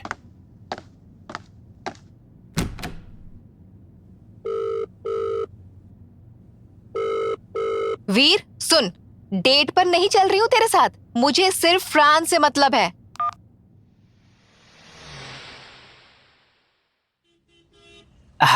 अर्ज किया है, अभी जिंदा हूं तो जी लेने दो, भरी बरसात में पी लेने दो। भोसड़ी के कुमार सानू की आवाज में गाकर अर्ज कर रहा है, निकल भोसड़ी के यहाँ से। महीने के 1500 रुपए बाकी हैं तेरे, पहले वो चुकता कर, उसके बाद मुझे आकर यहाँ तंग कर। मैं तुझसे फ्री में तंग होने के लिए नहीं बैठा हूँ। यह सुनकर चेतन ने आसमान की तरफ देखा और धीमी आवाज में बोला, मैं जहां रहूं, मैं कहीं भी रहूं, बस ये भोसड़ी वाला मेरे आसपास ना रहे, नहीं तो मैं जहर खाकर मर जाऊंगा। चेतन! के मेरे भाई, आज से पहले इतनी खुशी नहीं हुई जितनी आज हुई है तेरी आवाज सुनकर। मेरी दोस्ती को नजर ना लग जाए मेरी। चले फिर चुम्बन के बारे में सीखने। ऐसे मत बोल, मेरा खड़ा हो रहा है। अबे खड़ा करके क्या मेरी गांड में घुसेड़ेगा? जल्दी चल ऋषि और मेनका के घर, क्योंकि अब वहां बहुत मजा आएगा। कैसी होगी विकी की किस वाली क्लास? वीर और कियारा के बीच आगे क्या होगा? विकी और कियारा की अजीबो गरीब कहानी में क्या होगा? ये सब जानने के लिए सुनते रहिए लड़की ब्यूटीफुल, सिर्फ और सिर्फ 8 पर।